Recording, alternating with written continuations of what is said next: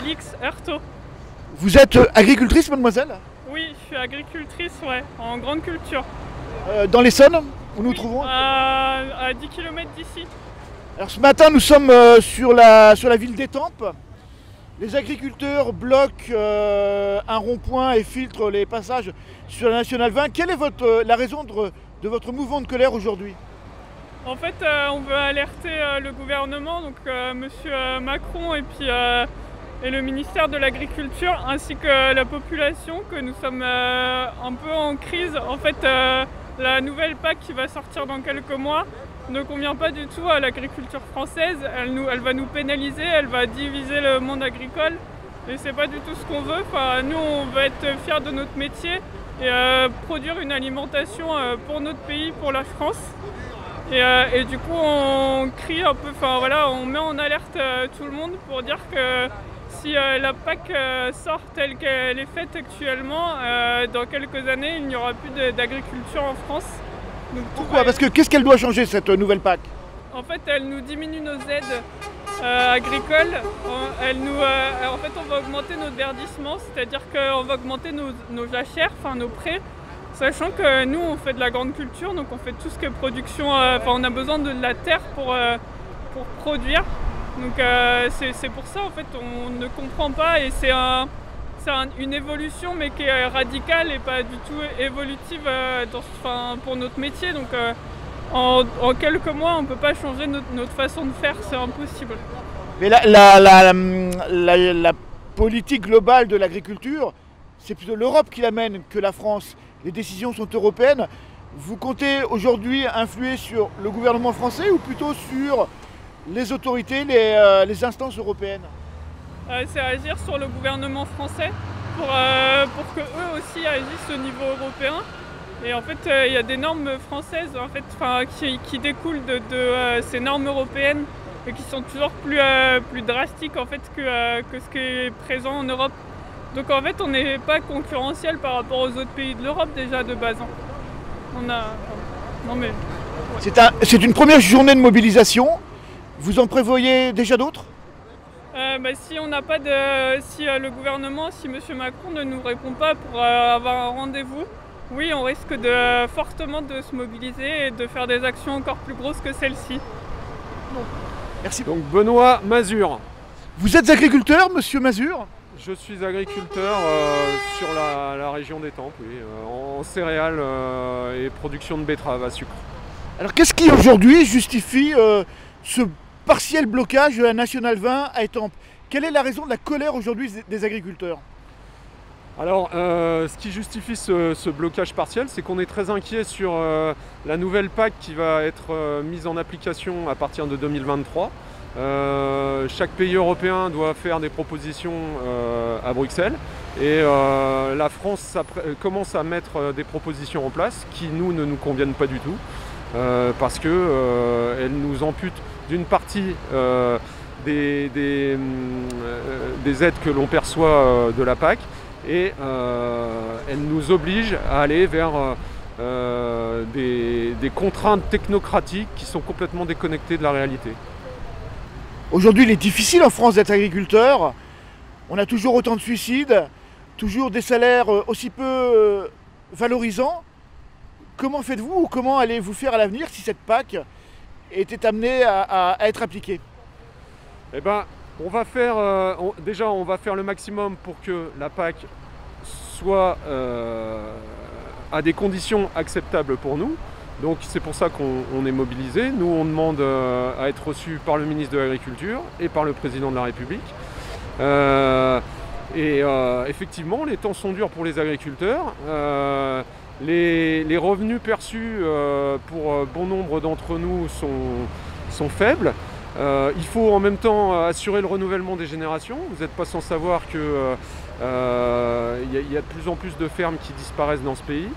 Il faut qu'on puisse attirer les jeunes, et il faut qu'on se sorte de cette surenchère écologique. Nous, on est prêt à faire la transition écologique, mais pas avec des contraintes qui sont complètement technocratiques, parce que c'est inapplicable sur le terrain.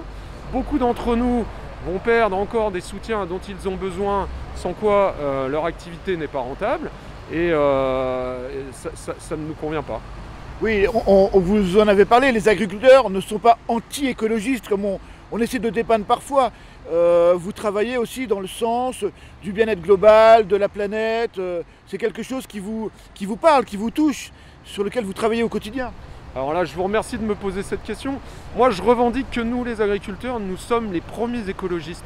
Nous sommes bien plus écologistes que toutes ces associations qui se prétendent écologistes et qui, en fait, bien souvent, soit par incompétence, soit parfois aussi par malveillance, je dois le dire, nous proposent de la surenchère pour servir parfois des calculs politiques, je ne sais quoi. Mais les écologistes, nous, on est les premiers à y être parce qu'on est confrontés à la nature. On travaille avec la nature, on la connaît. Et bien au contraire, on n'est pas du tout contre la nature. On a déjà cette transition agroécologique dont on parle en permanence dans la presse. Nous, on l'a déjà entamée depuis plus de 20 ans, mais j'allais dire même que c'est de tout temps qu'on l'a fait. On est face à une obligation aussi, parce que notre mission, c'est quand même de nourrir nos concitoyens, nourrir les Français. Vous savez aussi que la France est un pays exceptionnel au niveau de l'agriculture, parce qu'on a un climat, des terroirs exceptionnels. L'agriculture française est un fleuron, donc nous avons aussi une mission pour le monde, pour la planète. La planète compte sur la France pour accéder à de la ressource alimentaire. Nous devons produire et en même temps respecter la terre, la nature. Donc nous sommes pleinement engagés vers cette transition agroécologique. Seulement, il ne faut pas que ce soit avec des contraintes technocratiques qui sont complètement déconnectées de notre quotidien. Et vous travaillez déjà avec les écologistes, ou certains écologistes, vous échangez, vous parlez de protocoles, enfin je ne sais pas s'il peut y avoir un échange à vos niveaux pour améliorer les choses. On reproche beaucoup, vous le savez bien, aux agriculteurs notamment d'utiliser des produits dangereux, des produits issus de Monsanto. Est-ce que ça fait partie du travail en amont que vous pourriez avoir avec certaines associations ou certains écologistes dont vous nous parlez?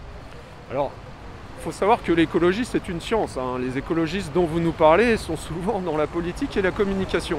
Moi, travailler avec des écologistes, des scientifiques à 100%, pour reparler des molécules de synthèse qu'on épand dans nos champs, je crois qu'il ne faut pas se mentir. La chimie de synthèse, elle est partout dans notre société. Les médicaments qui sont distribués aux gens à travers les pharmacies, les médecins, ils sont issus de la chimie de synthèse. Nous, on ne fait rien d'autre dans nos champs que d'utiliser une chimie de synthèse.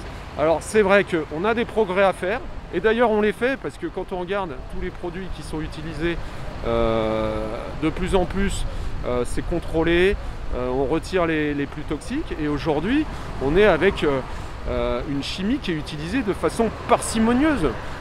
Donc on va pas se mentir, si demain on retire l'usage complet des pesticides comme certaines associations le demandent, la production française s'effondre des 2/3. Et avec une production qui s'effondre des 2/3, qu'est-ce qu'on fait? On déforeste pour produire le complément de nourriture qui nous manque. On importe. Que fait-on? On laisse les Brésiliens, les Américains, J'allais vous dire, on fait travailler encore plus le TAFTA, le Mercosur, on importe des produits venant d'Amérique du Sud. C'est déjà le cas, massivement. Exactement, vous avez tout compris, vous avez entièrement raison. Et aujourd'hui, nous, on revendique une agriculture familiale, on n'est pas sur des fermes immenses, une agriculture à taille humaine et qui produit de façon écologiquement acceptable une nourriture de qualité pour nos concitoyens. Si on veut casser cette agriculture-là, moi je le dis, on aura recours à des importations et à une alimentation dont on ne veut pas forcément dans notre pays. Depuis quelques jours, on constate beaucoup de mobilisations comme celle-ci d'agriculteurs partout en France. Clermont-Ferrand plusieurs fois il y a quelques jours, Lyon, Mont-de-Marsan avant-hier, pour parfois des revendications un petit peu différentes des vôtres aujourd'hui. Cela veut dire quoi? Cela veut dire que le malaise agricole général, au-delà de vos revendications sur la PAC aujourd'hui, est un malaise avéré, globalisé. L'agriculture en France va mal, vous pourriez le dire? L'agriculture va mal, oui, bien sûr. Alors moi je salue l'engagement de nos collègues du Massif central et des zones plus au sud. Non, nous sommes sur le même combat. Défendre une agriculture productive, voilà, c'est ce que défend la FNSEA. Aujourd'hui, c'est un premier jour de mobilisation. Vous êtes prêt à vous mobiliser sur le long terme, à monter en pression s'il le fallait, si vous n'étiez pas entendu? Alors, tout à fait. On va essayer, on demande un rendez-vous au ministre de l'Agriculture. À l'heure actuelle, je ne sais pas encore si on l'a obtenu. On demande même à voir M. Macron. Mais si on n'obtient pas gain de cause, si on n'est pas entendu sur ce qu'on demande, si on n'est pas associé à la réflexion sur l'agriculture et la prochaine PAC, on peut continuer nos actions, aller jusqu'à Paris s'il le faut. On l'a déjà fait et on peut le refaire. Merci.